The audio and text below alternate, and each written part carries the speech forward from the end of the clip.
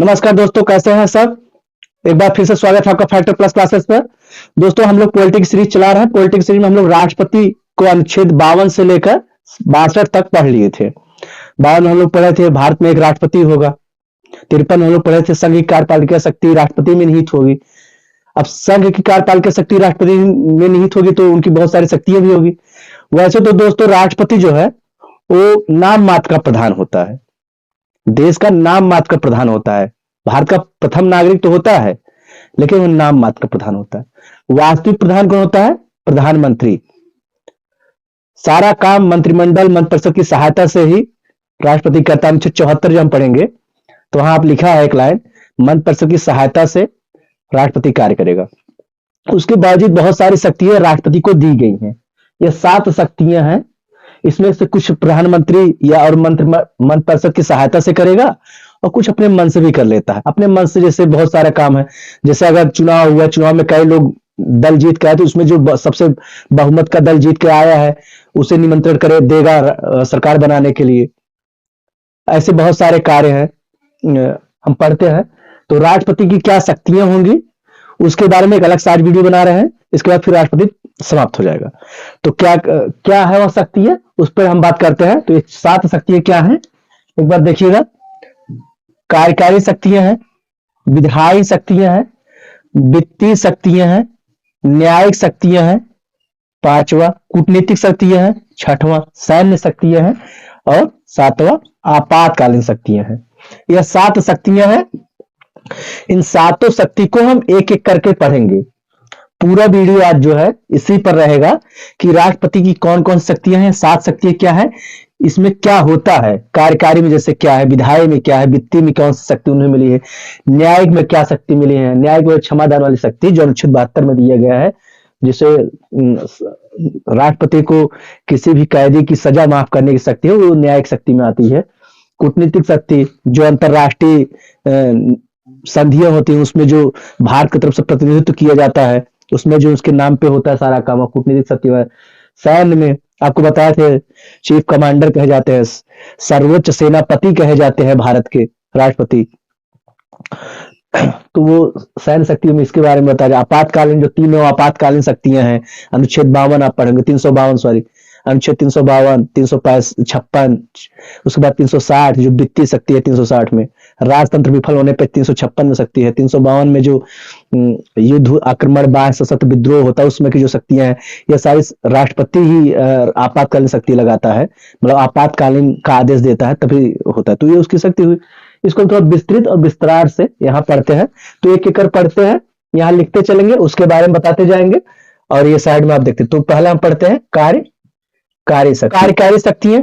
कार्यकारी शक्ति में क्या होता है, कोई भी कार्य जो होता है भारत में वह सब राष्ट्रपति के नाम पे होता है। तो इसलिए राष्ट्रपति के नाम पे कुछ गलत ना हो जाए, इसलिए वह नियम बनाने की शक्ति राष्ट्रपति के पास होती है कि कैसे कोई कार्य किया जाए, कब कब किया जाएगा, इसके नियम बनाने की शक्ति राष्ट्रपति के पास होती है, जो वैध तरीके से हो सके, जो जिससे जो भी कार्य किया जाए राष्ट्रपति के नाम पे वो वैध तरीके से अनुबद्ध हो सके यह। और उसके बाद इसमें क्या आता है, जैसे प्रधानमंत्री की नियुक्ति, मंत्रिपरिषद में अन्य जो मंत्री होते हैं सारे मंत्रियों की नियुक्ति, राज्यपाल की नियुक्ति,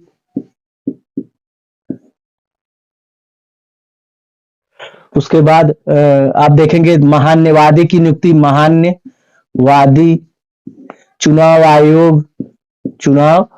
आयोग, यह सब जो नियुक्तियां होती है राष्ट्रपति करता है। इन सब की नियुक्ति, चुनाव आयोग, महान्यवादी, राज्यपाल, प्रधानमंत्री, मंत्री, इन सब की जो नियुक्ति होती है आप देखेंगे तो सुप्रीम कोर्ट या हाई कोर्ट का जो चीफ जस्टिस है यानी जज है, न्यायमूर्ति, सुप्रीम कोर्ट हाई कोर्ट का न्यायमूर्ति, ये सारे जज, इन जजों की नियुक्ति, यह सब कार्यकारी शक्तियों में आता है। क्या आता है, प्रधानमंत्री की नियुक्ति, अन्य मंत्रियों की नियुक्ति, महान्यवादी, चुनाव आयोग, हाई कोर्ट, सुप्रीम कोर्ट की नियुक्ति, यानी जितने भी नियुक्तियां होती हैं यह कार्यकारी नियुक्तियों में आती हैं।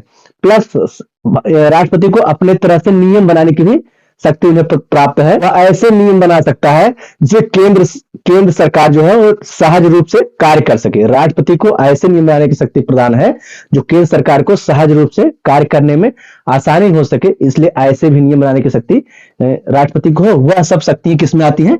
कार्यकारी शक्तियों में आती हैं। बाकी ये सब नियुक्तियां जो होती है यह भी कार्यकारी शक्तियों में आती हैं। राष्ट्रपति केंद्र सरकार यानी केंद्र में जो प्रशासनिक कार्य हो रहे हैं, जो विधायिक कार्य हो रहे हैं, यानी विधायक से संबंधित जो कार्य हो रहे हैं, उस सब की जानकारी प्रधानमंत्री से मांग सकता है। किससे? प्रधानमंत्री से।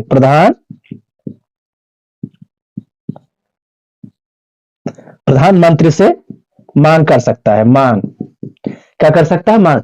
यह सारी शक्तियां कार्यकारी शक्तियों में आती है। क्या क्या? प्रधानमंत्री की नियुक्ति, महान्यायाधीश की नियुक्ति, चुनाव आयोग की नियुक्ति, हाई कोर्ट सुप्रीम कोर्ट की न्यायमूर्ति की नियुक्ति, और केंद्र में प्रशासनिक विधायिका से संबंधित कोई जानकारी हो, उससे संबंधित प्रधानमंत्री से क्या करेगा? वह सारी जानकारी प्राप्त कर सकता है। यह सारी शक्तियां राष्ट्रपति को होती हैं। ये हो गया आपकी कार्यकारी शक्तियां। अब आगे पढ़ते हैं विधायिक शक्तियां।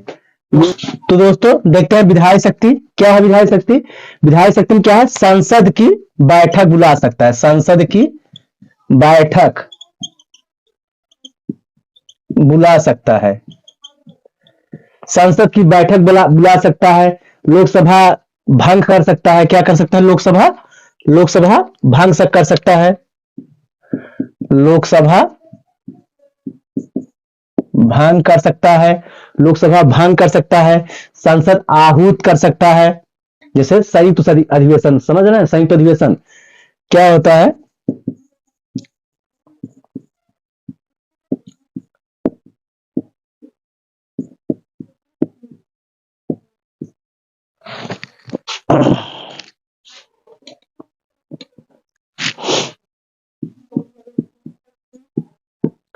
संयुक्त अधिवेशन आहूत कर सकता है, यानी कि जैसे लोकसभा में कोई कानून बना फिर राज्यसभा में गया, जैसे संयुक्त अधिवेशन का क्या मतलब होता है? जैसे लोकसभा में कोई बिल लाया गया उसे विधेयक बनाने के लिए, तो लोकसभा से पास हो गया, राज्यसभा में गया, राज्यसभा वाले उसको पास नहीं कर रहे हैं, उनको कमी महसूस हो रही है, संशोधन की मांग कर रहे हैं, तो क्या होता है? जब दोनों में कंट्राडिक्शन होती है तो इसलिए राष्ट्रपति संयुक्त अधिवेशन बुलाता है कि दोनों लोग साथ बैठे। उसकी अध्यक्षता कौन करता है? लोकसभा अध्यक्ष उसकी अध्यक्षता करता है। संयुक्त अधिवेशन, ध्यान रखना है, संयुक्त अधिवेशन बुलाता तो राष्ट्रपति है लेकिन उसकी अध्यक्षता लोकसभा का अध्यक्ष ही करता है। तो ये सब सारी शक्तियां विधायी शक्तियों में आती हैं, उसी को हम बोलते हैं संयुक्त अधिवेशन। फिर लोकसभा भंग कर सकता है, संयुक्त बैठक बुला सकता है। पद अगर रिक्त है, रिक्त मतलब खाली है, तो किसी भी लोकसभा के किसी भी सदस्य को या राज्यसभा में से किसी भी सदस्य को उसकी अध्यक्षता सौंप सकता है। क्या कर सकता है? अध्यक्षता सौंप सकता है। यह कार्य कौन करता है? राष्ट्रपति करता है। क्या हुआ? संसद की बैठक बुला सकता है, लोकसभा भंग कर सकता है, संयुक्त अधिवेशन आहूत कर सकता है। लोकसभा या राज्यसभा में अध्यक्ष का पद अगर रिक्त चल रहा है तो किसी भी उसी लोकसभा के मेंबरन में से किसी भी मेंबर को अध्यक्षता सौंप सकता है। या राज्यसभा में भी अगर यही समस्या है, रिक्त पद चल रहा है, तो वहां में से किसी भी सभापति या सभापति तो उपराष्ट्रपति होता है, उप सभापति पद का रिक्त अगर हो रहा है तो किसी को भी वहां की सभापति के लिए अध्यक्षता सौंप सकता है। यह काम राष्ट्रपति, यह सारी शक्तियां राष्ट्रपति की होती है। मंडू पुदुचेरी, अगर यहाँ पे विधानसभा निलंबित है, अगर यहाँ पर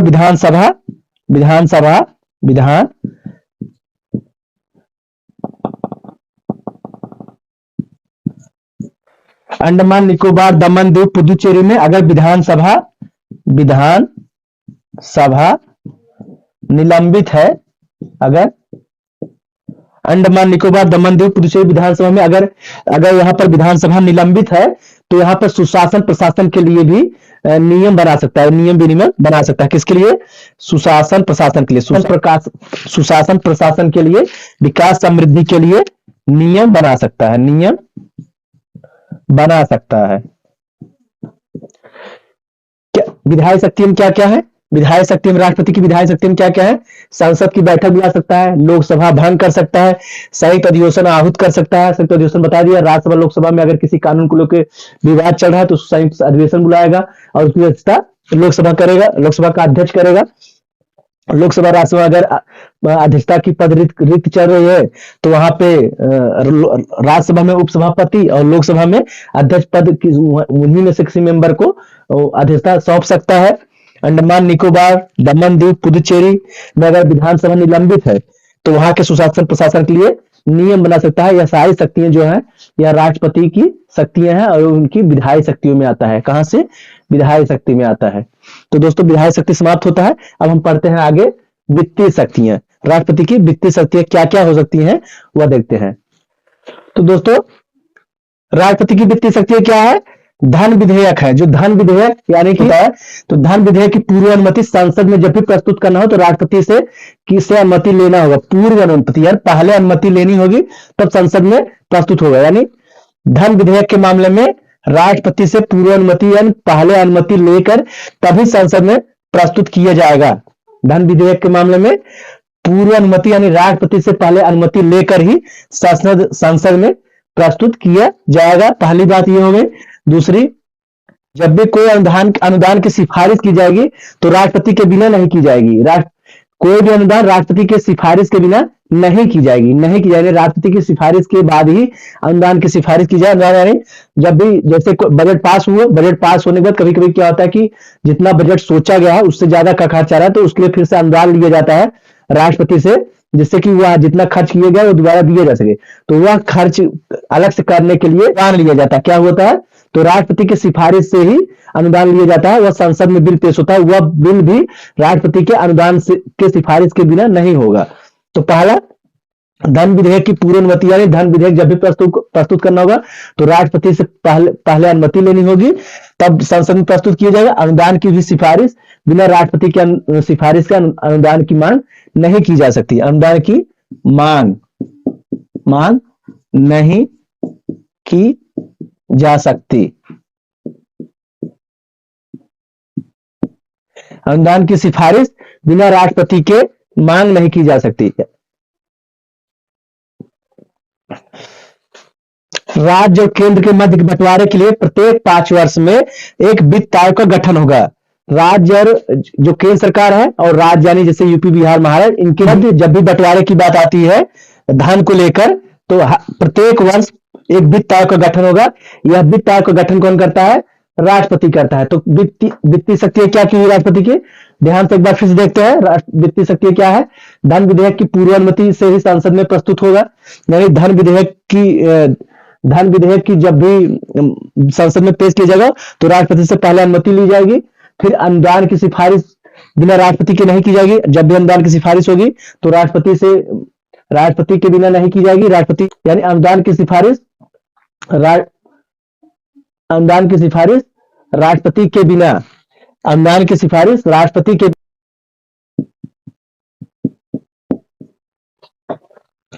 तो पहला, दूसरा क्या है? अनुदान की सिफारिश राष्ट्रपति के बिना मांग नहीं की जाएगी। जब भी अनुदान की सिफारिश की जाएगी तो राष्ट्रपति के द्वारा ही की जाएगी। और राज्य और केंद्र के मध्य बंटवारे के लिए प्रत्येक 5 वर्ष में एक वित्त आयोग का गठन होगा। यह हो गई इनकी वित्तीय शक्ति है राष्ट्रपति की। यह वित्तीय शक्तियां हैं। अब हम वित्तीय शक्ति पढ़ ले। अब हम पढ़ते हैं न्यायिक शक्तियां। क्या पढ़ते हैं? न्यायिक शक्तियां। दोस्तों हम देखते हैं न्यायिक शक्ति क्या है। राष्ट्रपति की न्यायिक शक्ति क्या है? तो पहला क्या है? सुप्रीम कोर्ट और हाई कोर्ट। सुप्रीम कोर्ट और हाई कोर्ट के न्यायाधीशों की नियुक्ति। क्या? न्यायाधीशों की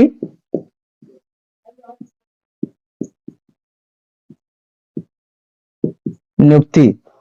सुप्रीम कोर्ट और हाई कोर्ट के न्यायाधीशों की नियुक्ति कर सकता है। एक कार्य यह है राष्ट्रपति की शक्ति। दूसरा है कि सुप्रीम कोर्ट से परामर्श ले सकता है। कोई भी अगर विधिक सलाह का लेना हो, कोई भी कानूनी संबंधी कोई सलाह लेना है राष्ट्रपति को तो सुप्रीम कोर्ट से ले सकता है। यह भी उसकी शक्ति है। लेकिन सुप्रीम कोर्ट दे या न दे यह उसका अधिकार है।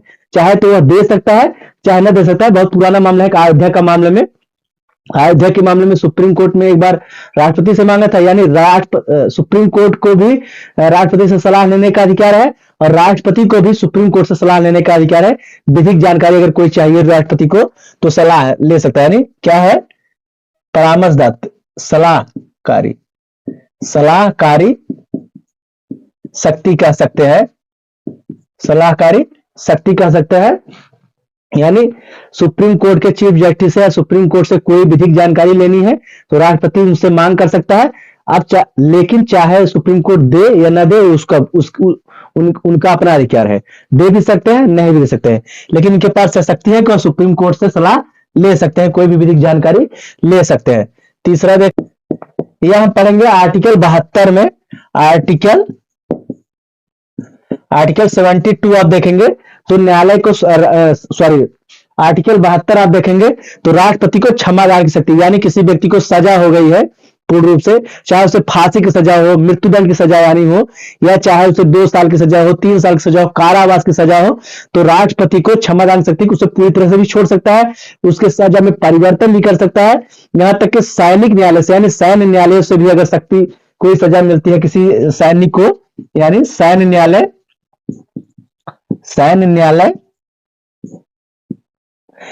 न्यायालय से भी राष्ट्रपति की न्यायिक शक्ति क्या हो गई? High court, supreme court, high court न्यायाधीशों की नियुक्ति करते हैं, सुप्रीम कोर्ट से सलाह ले सकते हैं, कोई भी विधिक जानकारी लेना चाहे तो ले सकते हैं।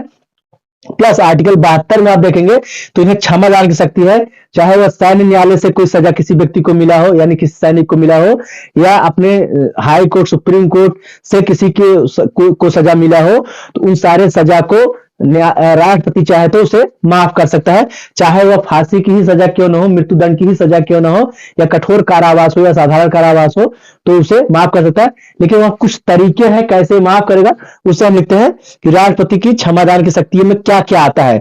जैसे आप पढ़ेंगे तो क्षमा आएगा एक पहला, फिर उसके बाद परिहार आएगा, प्रविलंबन आएगा, इस तरह से कई शक्तियां हैं, वह क्या क्या है हम लिखते हैं और लिख के एक एक के बारे में आपको बताते हैं कि क्या क्या क्षमादान देने की शक्ति राष्ट्रपति को, और जैसे जैसे राष्ट्रपति को शक्ति है वह सारी शक्तियां राज्यपाल को भी है। ध्यान रखने की बात है, जितनी शक्ति है क्षमादान की शक्ति राष्ट्रपति को, वैसे ही राष्ट्रपति को सिर्फ 2 बातों को छोड़कर, 2 बात क्या है, सैन्य न्यायालय से जो सजा मिलती है किसी व्यक्ति को, किसी सैनिक को, तो वहां राज्यपाल वहां सजा माफ नहीं कर सकता, एक पहली बात।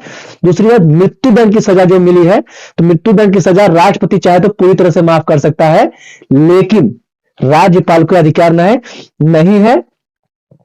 या बना क्यों है, या बनाया क्यों गया? मान लीजिए न्यायालय को लगता है कि किसी को सजा दिया, राष्ट्रपति सरकार को लगता है कि किसी व्यक्ति को जरूरत से ज्यादा कड़ी सजा मिल गई है या नहीं मिलना चाहिए, क्योंकि संविधान की व्याख्या करने के लिए ही न्यायालय बनाया गया है। तो हो सकता है कि कुछ ऐसे मामले आए हो जहां मजबूर होकर किसी ने कोई अपराध कर दिया है, तो न्यायालय तो बाधा है, उसको सजा देना ही पड़ेगा। कई बार फिल्मों में आप देखोगे हीरो बहुत परेशान था, न पुलिस सुनी न कोई अधिकारी सुना, उसके बाद वो अपराध कर दिया, तो न्यायालय तो सजा देगा ही देगा।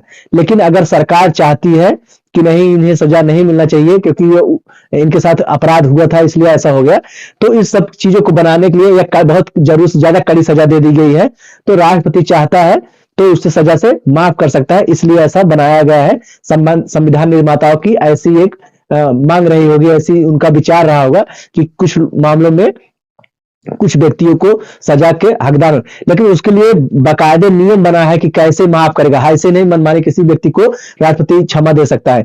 जैसे आप देखेंगे तो अभी हाल ही में जो मामला था दिल्ली का कांड, निर्भया वाले मामले में उन्होंने पिटीशन दाखिल किया था, मर्सी पिटीशन इसको इंग्लिश में बोलते हैं, मर्सी पिटीशन दाखिल किया था, लेकिन वह उन्हें नहीं मिली। वहां राष्ट्रपति ने उनको क्षमा नहीं किया क्योंकि उनका अपराध बहुत ही जघन्य था, और जघन्य अपराधों में राष्ट्रपति चाहे तो दे सकता था लेकिन नहीं दिया, क्योंकि उनकी भी फिर बहुत आलोचना होगी ऐसे मामलों में। और कसाब के मामले में भी मर्सी पिटीशन दाखिल हुआ था, तो वहां प्रविलंबन लगाया गया था कि वह चाहे तो स्वीकार करे या रोके रहे कुछ दिन तक, उसके बाद चाहे तो अगला राष्ट्रपति आके या वही राष्ट्रपति निर्णय दे या चाहे ना दे, तो इस प्रकार से प्रविलंबन बाद में प्रतिभा पाटिल के समय में हुआ था। उसके बाद प्रणब मुखर्जी राष्ट्रपति आए तो उसे फिर सजा दी गई और अंत में वो फांसी की सजा हो गई कसाब को भी, तो उसने भी मर्सी पिटीशन दाखिल किया था। और निर्भया के मामले में भी आप देखे होंगे मर्सी पिटीशन दाखिल किया गया था, लेकिन वहां उन्हें क्षमा नहीं मिली। तो हर मामले में नहीं दिया जाता, राष्ट्रपति को लगता है कि किसी व्यक्ति को छोड़ना चाहिए तो छोड़ देता है। लेकिन अभी हाल ही में देखेंगे बिल्किस बानो का मामला, गुजरात का मामला था, बिल्किस बानो एक थी, उनके जो गोधरा कांड हुआ था 2002 में, उससे संबंधित उन्हीं के कुछ आसपास पड़ोसी उनके साथ ग्रुप गैंग रेप कर दिए थे, उन्हें भी गुजरात की सरकार ने छोड़ दिया था। हालांकि सुप्रीम कोर्ट ने फ्रॉड मानकर उनको फिर से जेल में डालने का फैसला सुनाया है और उन लोगों को 1 हफ्ते के अंदर जेल में डालना था। ऐसा हुआ है। तो अगर कभी किसी गलती से भी अगर किसी को छोड़ भी दिया गया तो एक नया निर्णय सामने में आया है कि अगर किसी व्यक्ति को छोड़ दिया जाए, वहां की समुचित सरकार, आप सीआरपीसी पढ़ेंगे, सेक्शन 432 में बताया गया है सीआरपीसी में कि राज्य सरकार समुचित सरकार चाहेगी तो किसी व्यक्ति को क्षमा दे कर सकती, छोड़ सकती है। तो उस अधिकार से गुजरात सरकार ने छोड़ दिया था, लेकिन वहां पे फ्रॉड करके उन लोगों ने सुप्रीम कोर्ट की ऐसी अपनी बातें हैं कि उसने कहा कि फ्रॉड किए गए, सारी बातें नहीं बताई गई, जिसकी वजह से उन्होंने फैसला दे दिया था कि सरकार चाहे छोड़ सकती है और सरकार वहां पे छोड़ दी। लेकिन फिर से बिल्किस बानो ने फिर से दोबारा याचिका दाखिल की है और सुप्रीम कोर्ट लगा कि नहीं है, जो स्वतंत्रता दी गई वह सही नहीं है, जो उन्हें छोड़ा गया वह सही नहीं है, उनको फिर से 1 हफ्ते के अंदर जेल में डालने का निर्णय सुनाया है। तो ऐसा भी होता है। तो हम देखते हैं क्या क्या क्षमा याचना में क्या क्या है, किन किन तरीकों से क्षमा दिया जाता है, उस पर हम एक नजर देखते हैं इसे मिटाकर। तो दोस्तों देखते हैं क्या क्या न्यायिक शक्ति थी। न्यायिक शक्ति में संघ से संबंधित कोई अगर कार्य, कोई अगर सजा मिला है किसी व्यक्ति को किसी अपराध का, तो वहां क्षमा मिलेगा। सैन्य संबंधित सैन्य न्यायालय से अगर कोई सजा किसी व्यक्ति को मिला है तो वहां से भी क्षमा करने का अधिकार राष्ट्रपति को। तो क्या क्या न्यायिक शक्ति है, और वहां पहला है क्षमा, लघुकरण, परिहार, विराम, प्रविलंबन। क्या है यह पांचों? इन पांचों में किस तरह से दिया गया है क्षमा, वह हम देखते हैं। क्षमा में क्या है, किसी भी व्यक्ति को कोई भी सजा मिला हो, चाहे वह मृत्युदंड मिला हो, मृत्यु। दोस्तों हम देखते हैं क्षमा कैसी है। क्षमा में क्या करते हैं, किसी को मृत्युदंड मिला हो, कठोर कारावास मिला हो, साधारण कारावास मिला हो, बंदीकरण हो, बंदीकरण यानी जेल में डाला हो या उससे सजा मिल चुकी हो पूरी तरह से, उन सब पे चाहे तो राष्ट्रपति क्षमा कर सकता है और पूर्णतः स्वतंत्र कर देगा, वह उनकी पूरी छुट्टी कर देगा, वो अपने घर जा सकते हैं। यानी किसी तरह का सजा हो, क्षमा में, सिर्फ क्षमा में, यह बात ध्यान रखने वाली बात है। क्षमा में चाहे वह मृत्युदंड हो, कठोर कारावास हो, साधारण कारावास हो, बंदीकरण हो, किसी भी तरह का सजा हो, उसको पूर्णतः स्वतंत्र कर दिया जाता है, वो अपने घर जा सकता है, चाहे उसे आगे किसी भी तरह, चाहे उसे फांसी की सजा क्यों न मिली हो। लेकिन अगर राष्ट्रपति चाहे तो अपने इस अधिकार के तहत, क्षमा के तहत, वो पूरी तरह से क्षमा कर देता है और वो अपने घर पूर्णतः स्वतंत्र होकर चले जाते हैं। यह हो गया क्षमा। आपको कठोर कारावास और साधारण कारावास समझने के लिए बता दे रहे हैं। जैसे जो सीआरपीसी वगैरह पढ़ा होगा, आईपीसी में, उसे पता होता है कठोर कारावास क्या है, साधारण कारावास क्या है। कठोर कारावास में दरअसल एकांत में किसी एक व्यक्ति को परिरोध किया जाता है। अगर आप देखना चाहें तो आप अगर देखेंगे तो सरबजीत मूवी एक आई थी, उसमें दिखाया गया है कैसे कठोर, मतलब एक कमरे में बंद, ऐसे बहुत कम जगह में उसे रखा जाएगा, अंधेरे में, लाइट बिजली पानी किसी की सुविधा नहीं रहेगी और वहां बंद किया जाएगा, उसी को कठोर कारावास कहते हैं। हालांकि इसमें भी रूल है, कठोर कारावास किसी व्यक्ति को लगातार लंबा नहीं दिया जा सकता, 7-7 दिन करके दिया जाएगा, एक बार में 24 दिन से ज्यादा नहीं दिया जाएगा, हिंस क्राइम में तो 21 ज्यादा नहीं दिया जाएगा। वह सब सीआरपीसी की बात है, आप उसे जानने की नहीं। आप इतना जानते हैं कठोर कारावास किसी व्यक्ति को एक कमरे में बंद करके रखना, लाइट वाइट नहीं मिलेगी। अगर आपको समझना हो तो सरबजीत मूवी, या कभी आप देखेंगे फिल्मों में, जब आपस में ही कैदी लड़ाई कर लेते हैं तो ले जाके एक अलग जेल में, अलग कमरे में डाल दिया जाता है, उसी को कठोर कारावास कहा जाता है। साधारण कारावास मतलब वही होता है जो और अन्य कैदी साथ घूम टहल रहे हैं, खा पी रहे हैं, साथ रह रहे हैं, जेलर से भी बातचीत कर रहे हैं, उसे साधारण कारावास कर रहे हैं। तो साधारण कारावास और कठोर कारावास में यही अंतर है। और यही क्षमा में क्या होता है, साधारण कारावास हो चाहे मृत्युदंड हो, किसी भी तरह का सजा हो, उसे पूर्णतः छोड़ दिया जाता है। लघुकरण में क्या है, दूसरा देखते हैं लघुकरण। लघुकरण में क्या है, अगर मान लीजिए किसी व्यक्ति को कठोर कारावास मिला है, कठोर कारावास मिला है, तो इसे बदलकर इसे परिवर्तित कर दिया जाएगा। क्या किया जाएगा, परिवर्तित किया जाएगा, परिवर्तित, यानी इसके दंड में, इसके दंड के स्वरूप को भी बदल दिया जाता है। मान लो किसी को कठोर कारावास मिला है, तो उसको साधारण कारावास कर दिए, साधारण कारावास, इसी को कहते हैं लघुकरण। ध्यान रखना, क्षमा में क्या है, किसी भी तरह का सजा हो, किसी भी तरह का, चाहे फांसी की सजा, मृत्युदंड की सजा, फांसी और मृत्युदंड की सजा, यानी किसी भी तरह की सजा हो, उसे छोड़ दिया जाएगा, इसे कहेंगे हम क्षमा में। या चाहे साधारण कारावास, लघु कारावास, चाहे साधारण कारावास हो, चाहे कठोर कारावास हो, किसी भी तरह का कारावास होगा, पूर्णतः छोड़ दिया जाता है, वह है क्षमा। लघुकरण में क्या है, दंड के स्वरूप को में परिवर्तन कर देना। दंड के स्वरूप यानी कठोर कारावास किसी व्यक्ति को मिला है, उसे परिवर्तित करके हम उसे हम परिवर्तित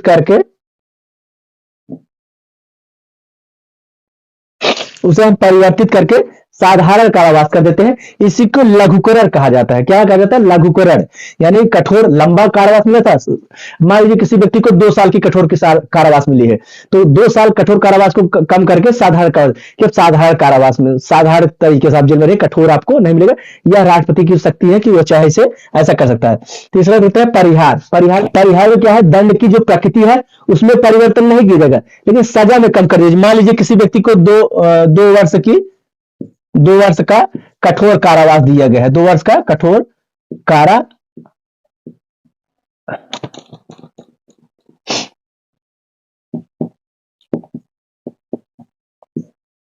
मान लीजिए किसी व्यक्ति को 2 वर्ष का कठोर कारावास दिए गए, तो इस कठोर कारावास को 1 वर्ष कारावास कर दिए जाएंगे। 1 वर्ष का कठोर कारावास कर देंगे, कठोर कारावास। समझ रहे हैं बात? लघुकरण में क्या है? लघुकरण में कठोर को बदलकर साधारण कर रहे हैं, इसके दंड में के स्वरूप में परिवर्तित कर रहे हैं। और परिहार में क्या कर रहे हैं? परिहार में जो दंड मिला है उसके स्वरूप को तो बदल नहीं रहे हैं, कठोर का कठोर ही रह रहा है। कठोर है, कठोर को कठोर ही कर रहे हैं। सिर्फ 2 वर्ष मिला है तो 1 वर्ष कर दे रहे हैं, यानी 7 वर्ष मिला है तो 5 कर देंगे, 6 कर देंगे, मतलब कोई भी करे, जरूरी नहीं है। हालांकि कठोर वर्ष बहुत लंबा, 7 वर्ष से अधिक दिया भी नहीं जाता, इसमें रूल है। लेकिन कठोर वर्ष, कोई भी कठोर वर्ष चाहे 2 साल का है उसको 1 वर्ष कर देंगे, कठोर कारावास ही रहेगा। सिर्फ बदलकर उसे 1 वर्ष, 2 वर्ष, 3 वर्ष जितना दिया है उससे कम कर देना। इसी को कहते हैं परिहार। यानी दंड के स्वरूप में परिवर्तन नहीं किया जाएगा, जो है वही रहेगा, तो सजा कम कर दी जाएगी। यह हो गया आपका परिहार। अब विराम में देखते हैं। विराम जैसे कि नाम से ही पता चलता है, विराम यानी किसी भी सजा को, मूल रूप की जो सजा मिली है उसमें रोक देना। यानी कोई सजा जिसी को मिली है उससे मान लीजिए जैसे कोई स्त्री है, इसको मिली है मृत्यु दंड की सजा, यानी इसे मिली है फांसी की सजा, और पता चला जिसमें फांसी दंड था वह प्रेग्नेंट थी। क्या थी? या गर्भावस्था में थी, अभी इस गर्भावस्था में इसकी जो फांसी की सजा होने वाली थी रोक दी जाएगी, नहीं होगा। इसको बदलकर हम फिर आजीवन कारावास में कर सकते हैं। आजीवन कारावास यानी किसी स्त्री को अगर फांसी की सजा हुई है, मृत्युदंड की सजा अर्थात हुई है, तो उसे जिसमें फांसी देनी थी पता चला उसमें वह गर्भ से थी, अगर वह गर्भ से थी तो उस सजा को, उसको फांसी की सजा को रोक दिया जाएगा, विराम कर दिया जाएगा, रोक दिया जाएगा, और उसको बाद में फिर आजीवन कारावास में बदल दिया जाएगा। आजीवन कारावास, पूरे जीवन फिर वह जेल में रहेगी, लेकिन उसे फांसी नहीं होगा। और भी बातें हैं, जैसे मान लीजिए कोई विकलांग है, कोई विकलांग व्यक्ति है, या बुजुर्ग है बहुत, जैसे कोई बुजुर्ग व्यक्ति है बहुत, उसे आजीवन कारावास मिला था, पता चला 70-80 साल का हो गया, उसी कुछ कर भी नहीं पा रहा, परेशान है, बहुत बाबा बीमार हो रहा है, शिथिलांग हो रहा है, ऐसा कोई व्यक्ति है, ऐसे व्यक्तियों को स्वतंत्र कर दिया जाता है। ये उनके जो सजा मिली है उनकी सजा को वहीं रोक दिया जाता है, वहां पर विराम कर दिया जाता है, उनको दोष मुक्त कर दिया जाता है। ऐसी अवस्था को हम विराम की शक्ति कहेंगे, राष्ट्रपति की विराम की क्षमादान शक्ति कहेंगे। इनमें कौन कौन होगा? शिथिलांग हो गया, बुजुर्ग व्यक्ति हो गया, या स्त्री हो गई जो गर्भ से उसको मृत्युदंड से बदलकर आजीवन कारावास कर देना, इस तरह की शक्ति। क्योंकि बच्चे की क्या गलती है? मान लो माता ने अपराध किया था, माता को सजा मिलती, लेकिन बच्चे के का क्या अपराध है? वह क्यों रहे? उसको फांसी देंगे तो वह बच्चा भी तो पेट में मर जाएगा, तो इसलिए ऐसा बनाया गया है। तो इसलिए विराम की शक्ति में इसे रखा गया है। तो विकलांग, बुजुर्ग, शिथिलांग कोई भी व्यक्ति इस टाइप का है तो उसकी सजा से उसे दोष मुक्त कर दिया जाएगा। इसी को हम विराम कहते हैं, विराम की शक्ति कहते हैं, विराम की क्षमादान की शक्ति कहते हैं। और सबसे इंपॉर्टेंट बात में यही स्त्री वाला है। फिर देखते हैं 5वां है प्रविलंबन। प्रविलंबन में क्या है? अस्थायी रूप से रोक देना किसी को। जैसे किसी व्यक्ति को सजा मिली है 7 साल, 8 साल, 10 साल आजीवन कारावास, उसने मर्सी पिटीशन दाखिल किए राष्ट्रपति के सामने, तो राष्ट्रपति ने क्या किया? उसको स्वीकार तो नहीं किया, अस्वीकार भी नहीं किया, रोक के अपने पास रखा है। मान लो उसे मृत्युदंड होने वाली थी तो नहीं होगी, रोका जाएगा कि अब मर्सी पिटीशन देखते हैं जब तक वहां से जो फैसला ना जाए। अगर फैसला आ गया कि नहीं, से फांसी दे दो तो दे दिया जाएगा। अगर फैसला आ गया नहीं देना है तो नहीं होगा। तो यह जो बीच की कड़ी है, देना है कि नहीं देना है, रोका रहेगा, इसी को कहते हैं प्रविलंबन। यानी विलंब करना, विलंब करके रोके रहना, रोके रहना। ऐसा कसाब के मामले में हुआ था। उन्होंने राष्ट्रपति के सामने में पिटीशन दाखिल किया, तो कई राष्ट्रपति बदलते जा रहे थे, फांसी नहीं रुकी थी।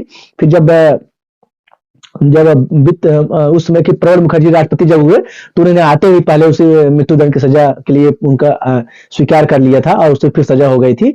तो ऐसा इसी को कहते हैं प्रविलंबन। तो पहला क्या था? क्षमा। ध्यान से एक बार फिर से देखते हैं। क्षमा, क्षमा में क्या था? मृत्युदंड, कठोरवास, कारावास, कोई भी किसी तरह का बंदीकरण हो, किसी भी तरह का कारावास हो, उसमें पूर्णतः स्वतंत्र कर देना, यह है क्षमा। लघु में क्या है? कठोर दंड के स्वरूप को बदल देता है, यानी कठोर कारावास को साधारण कारावास कर देता है। परिहार में क्या है? परिहार में क्या है? दंड के स्वरूप में नहीं परिवर्तन होता, उसके सजा में परिवर्तन होता है। जैसे किसी को 2 वर्ष की कठोर कारावास मिले तो उसे 1 वर्ष कर दिया जाएगा, या कठोर कारावास कर दिया जाएगा, इसको हम बोलते हैं परिहार। विराम में क्या है?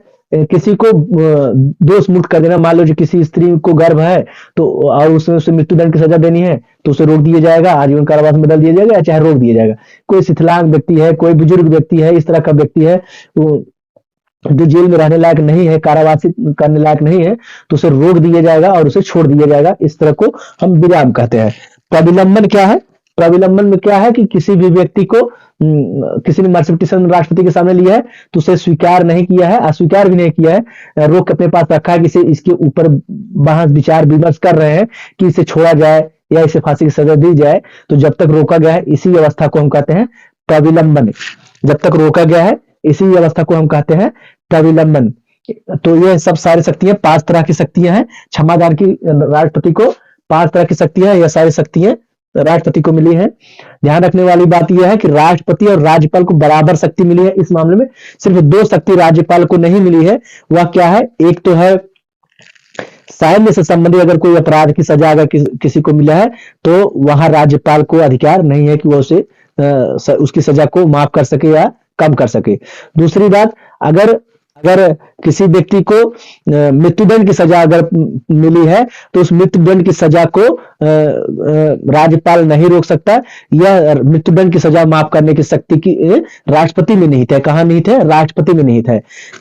मृत्युदंड से संबंधित सजा को माफ करने की शक्ति राष्ट्रपति में निहित है, न कि राज्यपाल। राज्यपाल को नहीं है, राष्ट्रपति को। बाकी और सारे सजा जो क्षमादान, लघु सब है, मृत्युदंड एक यही छोड़ दिया जाए, बाकी सारी सजा जो है यह सेम राज्यपाल को भी मिलती है जितने की राष्ट्रपति को है। अब यहां तक कि राष्ट्रपति की न्यायिक शक्ति समाप्त हो गई। अब हम पढ़ते हैं दोस्तों कूटनीतिक शक्तियां। क्या है कूटनीतिक शक्तियां? क्या है कूटनीतिक शक्तियां?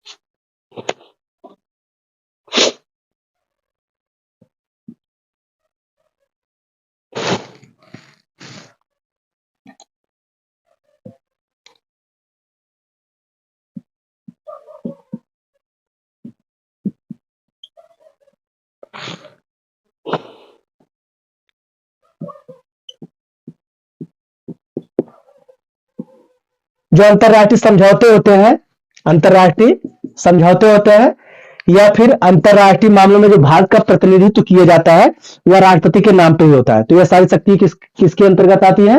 राष्ट्रपति की शक्तियों में आता है। कूटनीतिक शक्ति में जो अंतरराष्ट्रीय समझौते होते हैं या अंतरराष्ट्रीय मामलों में भारत का प्रतिनिधित्व करना हो तो राष्ट्रपति ही करता है। दूसरा, अगर राजदूत, जो उच्चायुक्त होते हैं या राजदूत होते हैं उनको भारत की तरफ से भेजना वह राष्ट्रपति के नाम पे होता है। या कोई भारत दूसरे देश का राजदूत भारत आता है या कोई उच्चायुक्त आता है तो उसका स्वागत करना, यह सब राष्ट्रपति का काम होता है। तो राष्ट्रपति शक्ति में अंतरराष्ट्रीय कूटनीतिक शक्ति में क्या है? अंतरराष्ट्रीय मामलों में जो भारत का प्रतिनिधित्व करना, अंतरराष्ट्रीय समझौते जो संधियां होती हैं उसमें वह राष्ट्रपति के नाम पे होती है। और कोई भी राजदूत अगर भारत आता है या भारत जाता है तो भेजने का भी काम राष्ट्रपति के नाम पे होता है। कोई दूसरा अगर दूसरे देश का अपने देश में आता है तो उसका स्वागत करना, यह सब राष्ट्रपति की का कार्य होता है। तो राष्ट्रपति की शक्तियों में आता है। यह हो गया राष्ट्रपति की कूटनीतिक शक्ति। और हम नेक्स्ट देखते हैं सैन्य शक्ति। दोस्तों हम देखते हैं सैन्य शक्ति है।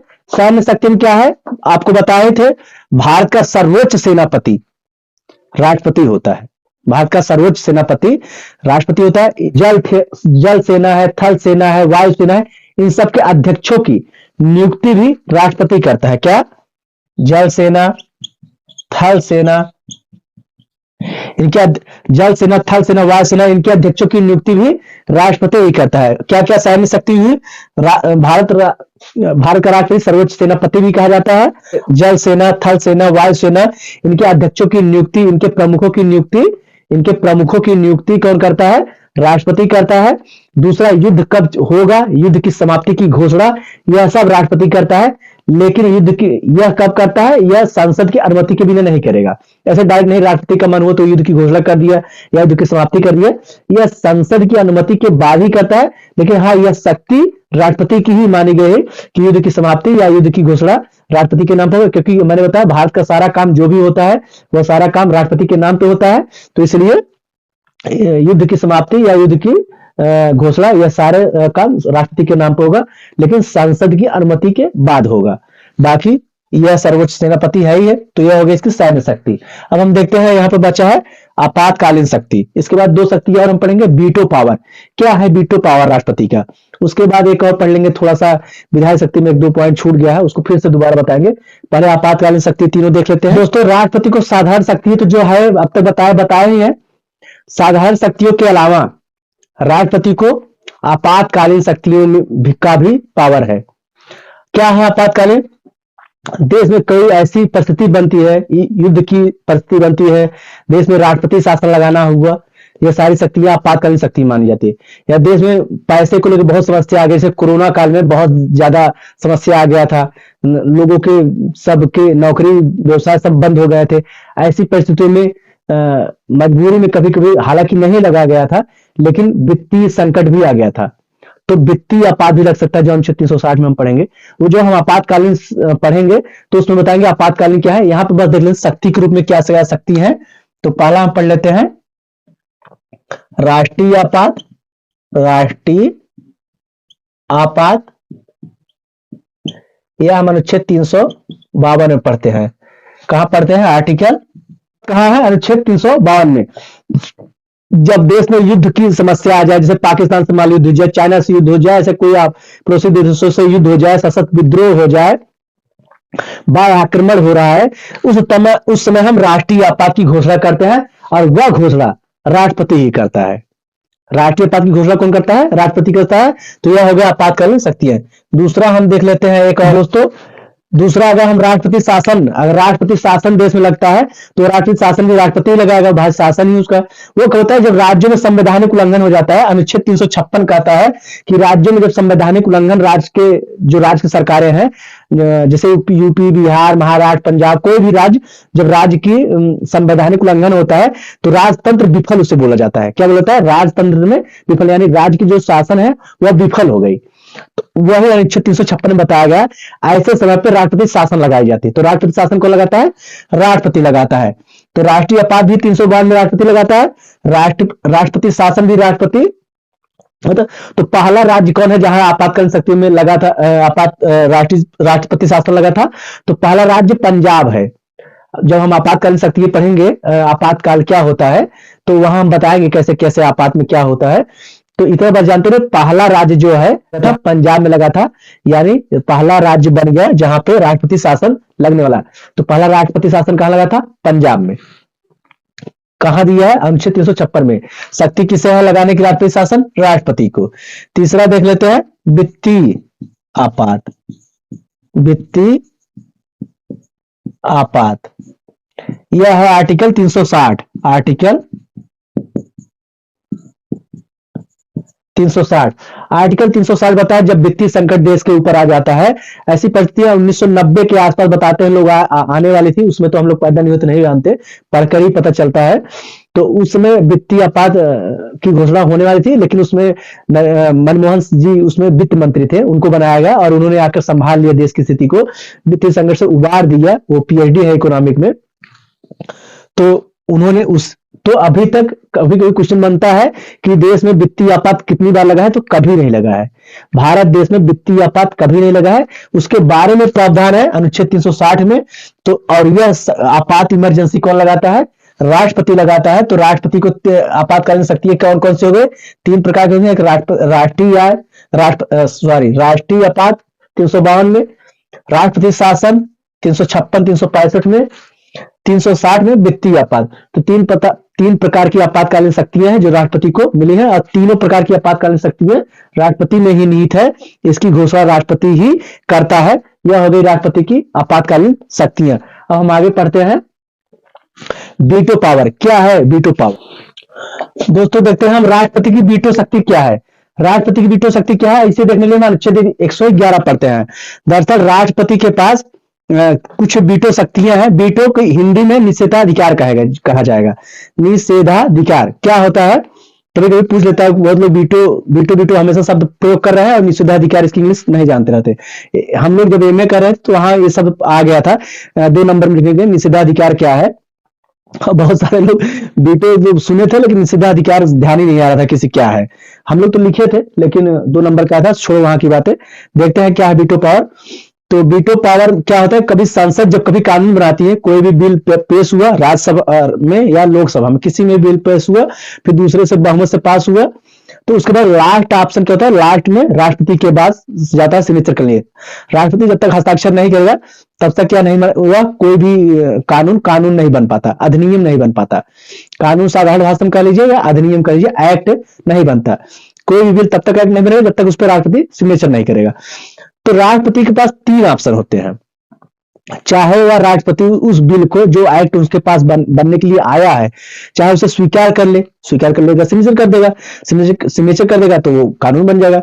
दूसरा, चाहे वह उसे रोक अपने पास रखे रहे, कुछ टाइम के लिए विचार करे कि इसको कानून बनना है कि नहीं बनना। तीसरा उसके पास ऑप्शन होता है, चाहे वह उसे वापस कर दे, वापस करके कि इसमें ये बातें हमें सही नहीं लग रही हैं, इसमें संशोधन कर लीजिएगा। तो फिर लोकसभा से दोबारा अगर पास होके आ गया कि नहीं ये संशोधन होगा या नहीं होगा, संशोधन करके कर दिए तो अलग बात है, नहीं भी किए, दे दिए नहीं ये सही है, आपको सिग्नेचर करना है, तो राष्ट्रपति को फिर सिग्नेचर करना पड़ेगा। लेकिन एक बार ऑप्शन तो है ही है उसके पास कि वो चाहे सिग्नेचर करे या चाहे वापस कर दे। इसी को कहते हैं वीटो पावर। पहला क्या है? वह स्वीकार कर ले। दूसरा क्या कर ले? उसको अपने पास सुरक्षित रख ले। तीसरा क्या है? उसे संशोधन के लिए या दोबारा एक बार पुनः विचार के लिए दे कि आप इस पर एक बार पुनर्विचार कर लीजिए कि जो बनाया गया कानून सही है या नहीं। या ऐसा इसलिए बनाया गया कि मान लो संसद जल्दबाजी में कोई कानून न पास करवा दे या कोई कमी रह जाए, और हो सकता है कि संसद के सामने ध्यान में ना आए, राष्ट्रपति के पास जब राष्ट्रपति उस पर ध्यान दिए तो वो कमी दिख गई, तो उसके लिए वापस करने का एक बार ऑप्शन मिला। हालांकि यह ब्रिटेन में नहीं है, अमेरिका ब्रिटेन वगैरह में इस बात नहीं है, लेकिन भारत में यह सुविधा दी गई है राष्ट्रपति को कि अपने एक बार वह पुनर्विचार के लिए वापस कर सकता है। और डाक के मामले में अभी बताएंगे, डाक के मामले में सुरक्षित करने का भी अधिकार मिलता है कि उसे अपने पास रखे रह गए कुछ दिनों तक। कोई दूसरे राजीव गांधी की सरकार थी, उन्होंने डाक पे एक नियम बनाया था जिसमें प्रेस की स्वतंत्रता थी, जो प्रेस की स्वतंत्रता पे कुछ रोक लगाई गई थी, तो उस पे ज्ञानी जैल सिंह उसमें राष्ट्रपति था, तो अपने पास रखे रह गए थे, उसको पास ही नहीं, तो उसी को कहते हैं सुरक्षित रखना। यह भी एक प्रकार का वीटो पावर है। उसके बाद या स्वीकार कर लिया तो पास हो जाए, कोई एक्ट पास ही हो जाएगा। तो वो क्या क्या है, 4 प्रकार के वीटो पावर है, उसको हम देखते हैं, लिखते हैं यहाँ पे कौन कौन से है, और क्या क्या उसमें होता है, किस तरह से वो यूज किया जाएगा, प्रयोग किया जाएगा, उसको हम बताएंगे। तो देखते हैं राष्ट्रपति का वीटो शक्ति कहाँ है, आर्टिकल 111 में। यह 4 प्रकार के वीटो शक्ति है: अत्यांतिक वीटो शक्ति, विशेषित वीटो शक्ति, निलंबनकारी वीटो शक्ति, पॉकेट वीटो शक्ति। पॉकेट के जेबी वीटो करके भी आता है, कभी कोई क्वेश्चन में 2 नंबर का आ जाता है, जैसे जो मेंस का अगर कोई लिखता है, कुछ अगर कोई लिखता है तो मेंस के कुछ मेंस वगैरह में, जो पीसीएस का मेंस वगैरह, वहां जेबी वीटो या पॉकेट वीटो करके भी लिखने को, अगर वीटो पावर पे आया तो जेबी वीटो भी लिख देता है। एमए या बीए में भी आप देखेंगे, वहां पे भी जेबी वीटो या पॉकेट वीटो करके शब्द प्रयोग करता है। तो आप कंफ्यूज नहीं, पॉकेट यानी पॉकेट यानी जेब, जेबी वीटो या पॉकेट वीटो एक ही चीज है। तो अत्यांतिक वीटो, विशेषी वीटो, निलंबनकारी वीटो, पॉकेट वीटो। अत्यांतिक वीटो क्या है, इसमें जो सुरक्षित रख लेते हैं अपने पास, बताया था ना भाई, सुरक्षित, जो सुरक्षित रखते हैं, यानी कि संसद में विधेयक, कोई विधेयक पास किया, ले गया सिग्नेचर करा के राष्ट्रपति के पास, तो राष्ट्रपति क्या किया, उसको अपने पास रख लिया, सुरक्षित रख लिया। इसी को कहते हैं अत्यांतिक वीटो, यानी उसे अपने पास रख लिया और वह विधेयक क्या हुआ, रद्द हो गया, फिर वो पास ही नहीं हुआ, उस विधेयक को अपने पास रखा रह गया। और नेक्स्ट कोई अगर संसद बनी या विधेयक लोकसभा है, उसे रखे रह गया और वो विधेयक अपने आप रद्द हो जाता है। तो ऐसे विधेयक को कहते हैं अत्यांतिक वीटो पावर। ऐसे पावर, रोकी गए पावर को कहा गया अत्यांतिक वीटो पावर। यानी कोई विधेयक पास होकर आया राष्ट्रपति पर, राष्ट्रपति उसे अपने पास सुरक्षित रख लिया, तो सुरक्षित रख लिया तो उसे कहते हैं अत्यांतिक वीटो पावर। दूसरा है विशेषित वीटो पावर। विशेषित वीटो पावर क्या है, राष्ट्रपति ने ऐसा वीटो पावर जो ऐसी जिसको राष्ट्रपति को लगता है कि इस पर संशोधन करा सकता है, और उसे हाई यानी उच्च बहुमत से, 2/3 बहुमत और साधारण बहुमत आपको बाद में पढ़ाएंगे, तो जिसे उच्च बहुमत से संशोधन किया जा सकता है। विशेषी वीटो क्या है, जिसे उच्च बहुमत द्वारा निरस्त किया जा सके। क्या हुआ, जैसे राष्ट्रपति के पास संसद से बिल पास होकर आ, राष्ट्रपति के पास सिग्नेचर करने के लिए, तो राष्ट्रपति ने उसे वापस कर दिया कि यार देखिए उसमें संशोधन करने लायक कुछ बातें हैं, और उच्च बहुमत अगर उसे उच्च बहुमत द्वारा अगर वह उसे निरस्त कर दिया गया, लगा कि नहीं, जो इसमें सच में यह बिल पास करने लायक नहीं था, तो वह बिल पास नहीं किया जाता है, उच्च बहुमत द्वारा उसे निरस्त किया जाता है, उसी को कहते हैं विशेषित वीटो। किससे, कैसे, उच्च बहुमत द्वारा जिसे निरस्त किया जा सके उसे कहा जाएगा विशेषित वीटो। निलंबनकारी में क्या है, निलंबनकारी में वही है जो साधारण बहुमत से, जो साधारण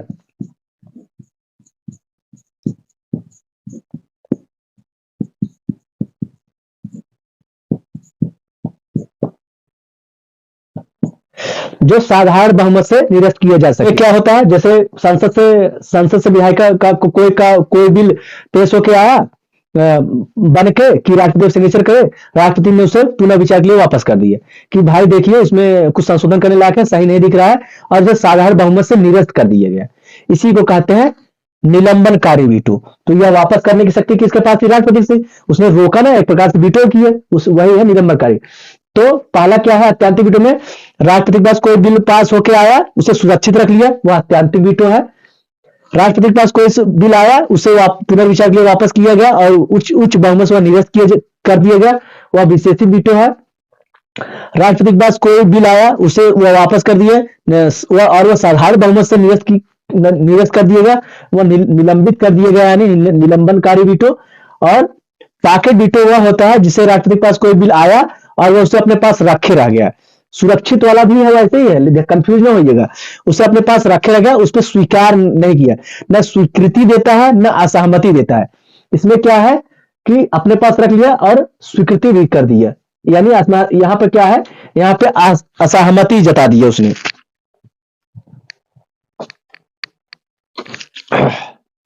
यहां पे क्या है, यहां असहमति जता रहा है, असहमति। यहां पे क्या है, उसे अपने पास सुरक्षित रख लिया और वह बिल बाद में रद्द हो गया, उसे कहते हैं अत्यांतिक। लेकिन यहां पर क्या है, यहां अपने पास रख लिया, ना ही स्वीकृति दिया, स्वीकृति है पॉकेट जहां ना ही स्वीकृति दिया है ना ही असहमति दिया, दोनों नहीं दिया, ना स्वीकृति देगा ना असहमति, कुछ बोले गए अपने पास रखे आ जाएगा, उसी को बोलते हैं अपने जेब में रखे रह गए राष्ट्रपति, यानी अपने पास रखे रह गए, उसी को बोलते हैं पॉकेट वीटो। अत्यांतिक में अपने पास सुरक्षित रखा रह गया, यानी असहमति दे गया, बाद में वह बिल रद्द हो गया, वह अत्यांतिक वीटो है। विशेषी वीटो में क्या, उच्च बहुमत द्वारा उसे निरस्त कर दिया गया, वह विशेषी वीटो है। साधारण बहुमत द्वारा निरस्त कर दिया वह निलंबनकारी वीटो है। और जिसपे न स्वीकृति दिया है न असहमति दिया है, न स्वीकृति न असहमति, जो न स्वीकृति दिया है न असहमति दिया है, इसी को हम बोलते हैं पार्टी वीटो। यही इसमें क्या होता है, डाक पे एक अधिनियम बन रहा था, उसमें प्रेस की स्वतंत्रता को रोका गया था, कुछ स्वतंत्रता में कानून बनाया गया था रोकने के लिए राजीव गांधी की सरकार में। फिर ज्ञानी जैल सिंह वहां उसमें राष्ट्रपति थे, उन्होंने अपने पास इस एक्ट को अपने पास रखे रह गए, उसी को बोलते हैं पार्टी वीटो। बाद में जब दूसरी सरकार आई तो फिर वह रद्द कर दिया गया। यह विधेयक जो आया था प्रेस स्वतंत्रता के लिए, फिर वह रद्द कर दिया गया, इसी को बोलते हैं पार्टी वीटो। तो यह शक्ति क्या है राष्ट्रपति की? वीटो शक्ति है। ध्यान रखने वाली बात है ये यानी अत्यंतिक वीटो, निलंबनकारी वीटो, पॉकेट वीटो, यह तीनों वीटो सिर्फ भारत के राष्ट्रपति को प्राप्त है। ये चौथा जो है अमेरिका के राष्ट्रपति को प्राप्त है। भारत के राष्ट्रपति को 3 ही वीटो प्राप्त है। अत्यंतिक वीटो अपने पास रख लेना, निलंबनकारी वीटो एक बार पुनर्विचार के लिए वापस कर देना, पॉकेट वीटो अपने पास रखे रहना, न कि स्वीकृति देना और न ही असहमति देना। यह 3 वीटो, अत्यंतिक वीटो, निलंबनकारी वीटो, पॉकेट वीटो, यह 3 वीटो भारत के राष्ट्रपति को प्राप्त है। विशेषित वीटो जो है यह भारत के राष्ट्रपति को नहीं प्राप्त है, यह अमेरिका के राष्ट्रपति को प्राप्त है, अमेरिका के राष्ट्रपति को। और बाकी यह तीनों भारत के राष्ट्रपति को। 2-3 बार दोहरा देने, कंफ्यूज नहीं होगा। विशेषित वीटो जो होता है यह अमेरिका के राष्ट्रपति को प्राप्त है, और अत्यंतिक, निलंबनकारी, पॉकेट वीटो यह तीनों भारत के राष्ट्रपति को प्राप्त है। यह वीटो शक्ति, यह हो गया आपके राष्ट्रपति की वीटो शक्ति। यह है अनुच्छेद 111 में। अब हम पढ़ते हैं अध्यादेश क्या है। अनुच्छेद 123 पढ़ेंगे। अनुच्छेद 123 में ऑर्डिनेंस के बारे में दिया गया है, अध्यादेश के बारे में दिया गया है। क्या होता है कि जब कभी संसद चलने के लिए भी सत्र बनाए गए हैं, जैसे मानसून सत्र, बजट सत्र और शीत सत्र। इन 3 सत्र में ही कानून बनता है। कोई भी कानून जो पास किया जाता है, शीत सत्र, मानसून सत्र, ऐसे ही सत्र में कानून को पास किया जाता है। मान लीजिए संसद सत्र में नहीं है और अचानक से कोई ऐसी बात आ गई, कोई देश पे आपातकालीन स्थिति आ गई, कुछ काम आ गया जिसमें देश में इमरजेंसी में कानून बनाना हो। ऐसे संविधान निर्माताओं की विचार रहा होगा कि इमरजेंसी में अगर देश पे कोई समस्या आती है तो कैसे बिना कानून का कोई काम भारत में होगा ही नहीं, कानून बनाना पड़ेगा। तो ऐसे लिए अध्यादेश, ऐसे के लिए अध्यादेश बनाया गया है कि इंग्लिश में ऑर्डिनेंस बोलेंगे, हिंदी में अध्यादेश बोलेंगे। अनुच्छेद 123 में कि जब संसद सत्र में न हो उस समय अध्यादेश लाया जाए और अध्यादेश लाके कानून बनाया जाए, और वह कानून उसी तरह माना जाएगा जैसे संसद में बनाया गया कानून। बाद में उसी अध्यादेश को आगे चलकर संसद जब सत्र में आएगी तो उसको पूर्ण रूप से कानून का दर्जा दे दिया जाता है। दोस्तों देखते हैं राष्ट्रपति की अध्यादेश जारी करने की शक्ति। आर्टिकल 123 क्या है? जब राष्ट्रपति अध्यादेश जारी करने की शक्ति क्या है, कब मिलेगी से शक्ति, कैसी है? जब संसद में कोई भी सत्र न चल रहा हो। यानी संसद का कोई भी सत्र, मतलब ये संसद में कौन कौन होता है? संसद 2 चीजों से बनेगी, लोकसभा, यानी इन दोनों सदनों में से कोई भी सदन नहीं चल रहा हो। ये संसद के लोकसभा या राज्यसभा दोनों सदन में से कोई भी सदन न चल रहा हो। अगर कोई एक भी चल रहा हो, अगर एक नहीं चल रहा है, एक चल रहा है, तब भी मान लीजिए देश में कोई आपातकालीन स्थिति आ गई, जैसे 352 में पढ़े थे ना, युद्ध, आक्रमण, सशस्त्र विद्रोह हो गया, उस समय भी कोई कानून लाना पड़ गया, अभी जल्दी में लाया भी गया था, या कोई ऐसी कोई परिस्थिति आ गई जिसमें आकस्मिक स्थिति बन गई कि देश में कोई कानून बनाना है, तो उस समय संविधान निर्माताओं ने ऐसा विचार बनाया है कि राष्ट्रपति को शक्ति दी है कि अध्यादेश लाएगा। वह अनुच्छेद 123 के तहत वो तुरंत अध्यादेश लाएगा। अध्यादेश में वही काम होता है जैसे संसद में काम होता है, राज्यसभा, लोकसभा, पूरा वही कानून बनता है। प्रक्रिया पूरी वैसी ही होती है, बस जल्दबाजी में होती है कि बुला दिया जाएगा, संसद के सभी सदस्य आ जाएंगे, राज्यसभा लोकसभा के, वहां जो भी विचार विमर्श करना हो विचार विमर्श करो जल्दबाजी में कानून पर। और उस बनाए गए कानून का वही प्रकृति होगी, उतनी ही इज्जत होगी जितनी की संसद में बनाए गए कानून का। इमरजेंसी में बस बनाने के लिए यह कानून बनाया गया है जब संसद सत्र में न हो। संसद सत्र में कब, जैसे मानसून सत्र, बजट सत्र या शीत सत्र, 3 प्रकार के सत्र होते हैं, इन तीनों सत्र में न हो, उस समय इमरजेंसी में कोई चीज, कोई देश में आपात पड़ गया, कोई स्थिति पड़ गई ऐसी जो आकस्मिक है, उसके लिए कानून बनाने के लिए अनुच्छेद 123 में राष्ट्रपति को यह शक्ति दी गई है कि राष्ट्रपति अध्यादेश लाए। अध्यादेश यानी ऑर्डिनेंस इसको इंग्लिश में बोलते हैं। अगर एक मूवी देखेंगे तो एक दिन के सीन बनाने के लिए जो नायक फिल्म में अनिल कपूर को एक दिन का सीन बनाना था, तो उसमें वहां खोजा गया था आज देखो कोई ऐसा कानून है कि नहीं, तो इमरजेंसी में सारे वकीलों ने देखा और फिर ऑर्डिनेंस लाया कि हाँ एक दिन का सीन बनाया जा सकता है। ऐसे ही इमरजेंसी, हालांकि ये तो एक फिल्म थी, वो मजाक था, लेकिन रियलिटी में भी अगर कोई ऐसी इमरजेंसी पड़ती है देश में कि उसमें देश में उस स्थिति से निपटना हुआ तो कैसे निपटा जाएगा, तो उसके लिए, क्योंकि देश में अपने यहाँ संसद से कानून बनाने के बाद ही कोई काम किया जा सकता है, और उसके लिए संसद में कानून बनाने के लिए पता लगा संसद सत्र में रहेगी तभी कानून बनाएगी। और ऐसे अगर न लिखा गया होता है अध्यादेश के बारे में, तो ऐसे इमरजेंसी में कोई कानून बना दिया जाता तो कोई भी कोर्ट जा सकता था, कोर्ट जाके उसके वहां कह देता कि ये उल्लंघन हुआ है अगर उसे अच्छा नहीं लगता कानून। तो इसलिए आर्टिकल में यह बात लिखी गई है कि अनुच्छेद 123 में अध्यादेश लाया जा सकता है भारत में कोई भी इमरजेंसी से निपटने के लिए। और इसमें जो कानून बनाए गए हैं, जो बहस हुई है, जो चर्चा है, इसको न्यायालय में आप नहीं ले जा सकते। हालांकि कुछ मामला है कूपर का मामला, कूपर का मामला है। कूपर के मामले में कहा गया है कि राष्ट्रपति ने यह अध्यादेश क्यों लाया है उससे पे विचार किया जा सकता है। न्यायालय सुप्रीम कोर्ट देखेगा क्या अध्यादेश लाने के लिए सच में कोई सही कार्य था, सही परिस्थिति थी, सही निर्णय लिया गया है कि नहीं लिया गया है, इसको जानने के लिए न्यायालय में जा सकते हैं। वह सिर्फ देख सकता है न्यायालय कि क्या सच में यह अध्यादेश जो लाया गया था वो सही था या नहीं। बाकी कई निर्णयों में कहा गया कि जो उसमें बहस हुआ है, जो उसमें बनाए गए हैं कानून, उसे उस पर न्यायालय में आप नहीं जा सकते हैं कि यह कानून सही बना था या गलत बना था, उस पर विचार नहीं होगा। वह क्यों लाया गया है इस पर विचार किया जा सकता है, वह उसमें लाकर क्या बनाया गया उस पर विचार संसद नहीं कर सकता है। हाँ, इन बातों पे ध्यान वही रखना होगा जैसे संसद में अगर कोई कानून बनता है तो मौलिक अधिकार को नहीं छीन सकता। अनुच्छेद 13 के तहत लिखा गया है कि कोई भी मौलिक अधिकार को कम करता है या छीनता है तो वह संसद से बनाए गए कानून को असंवैधानिक घोषित कर सकता है न्यायालय। तो इस मामले में भी अध्यादेश से बनाए गए कानून, जो भी ऑर्डिनेंस लाया गया, लाने के बाद जो भी कानून बनाया गया, उसमें भी अगर आपका कोई भी मौलिक अधिकार छीना जाता है या कम किया जा सकता है तो यहां भी इसे भी असंवैधानिक घोषित किया जा सकता है। न्यायालय इसको, सुप्रीम कोर्ट इसे असंवैधानिक घोषित कर सकता है। सेम प्रक्रिया वही होगी जो संसद में होता है, बस संसद सत्र में नहीं है या कोई एक सदन सत्र में नहीं है तो उसके लिए ऑर्डिनेंस लाया जाता है। बस आप ये छोटी बात ध्यान रखिए, बाकी इसमें कुछ बहुत जाने लायक नहीं है कि जब भी संसद सत्र में नहीं है तो उसके लिए इमरजेंसी में देश में कानून बनाना है तो अनुच्छेद 123 के तहत ऑर्डिनेंस या अध्यादेश लाया जाता है। और मोटी बात यह जाननी है कि मौलिक अधिकारों का अगर उल्लंघन हो रहा है तो न्यायालय इस पे असंवैधानिक घोषित कर देगा, बस इसमें और कुछ नहीं है। जब संसद कानून जब दोबारा संसद बैठती है, यानी कि जब अध्यादेश लाया गया उसमें संसद सत्र नहीं था, लेकिन जब दोबारा संसद बैठती है और दोबारा बैठने के 6 सप्ताह बाद अगर इस कानून को, जो अध्यादेश को अगर संवैधानिक दर्जा नहीं दिया गया, पूर्णतः कानून नहीं का दर्जा नहीं दिया गया, तो अपने आप रद्द हो जाएगा। क्या हो जाएगा? रद्द हो जाएगा। और अगर दोनों सदन में इसका अनुमोदन कर देते हैं, यानी कि इसका अनुमोदन करके भी पहले भी रद्द कर सकते हैं, यानी कि चाहे तो दोनों संसद, राज्यसभा लोकसभा आपस में मिलकर इसको अनुमोदन करके इसे पहले भी समाप्त कर सकते हैं।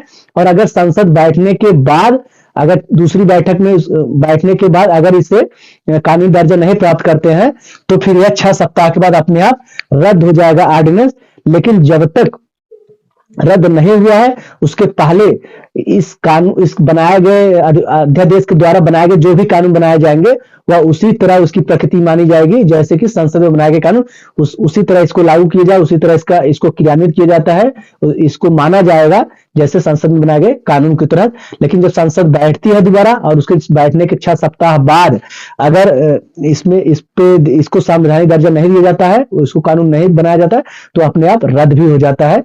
ऐसा अनुच्छेद 123 में प्रावधान किया गया है। तो ये हो गई राष्ट्रपति की अध्यादेश की शक्ति। तो दोस्तों, राष्ट्रपति की जितनी शक्तियां थी, लगभग विधायी शक्ति, कूटनीतिक शक्ति, न्यायिक शक्ति, क्षमादान शक्ति, जितनी भी थी, आपातकालीन शक्ति, वीटो शक्ति, वह सारी बता दी गई। आज से राष्ट्रपति को पूरी तरह से, राष्ट्रपति का जो चैप्टर था वह समाप्त किया जाता है। नेक्स्ट पढ़ेंगे उपराष्ट्रपति और आगे के टॉपिक। आज हम आज राष्ट्रपति के टॉपिक को हम समाप्त करते हैं। अब यहाँ से राष्ट्रपति के बारे में जितने एग्जाम में आने लायक क्वेश्चन थे सब बता दिए गए हैं। अब इसमें आप बहुत कंफ्यूज न होइएगा। जो इंपॉर्टेंट आर्टिकल थे वह भी आपको बता दिया गया है। अब यहाँ पे अब वीडियो समाप्त करते हैं। दोस्तों वीडियो को लाइक शेयर कमेंट जरूर कीजिएगा। जो भी आपको सुझाव देना है उसमें आप दे सकते हैं। उसके लिए वीडियो में सुझाव देना है आप दे सकते हैं। और वीडियो को लाइक शेयर कमेंट जरूर करिएगा। दोस्तों अब आज का वीडियो समाप्त करते हैं। नेक्स्ट टॉपिक पढ़ेंगे। धन्यवाद।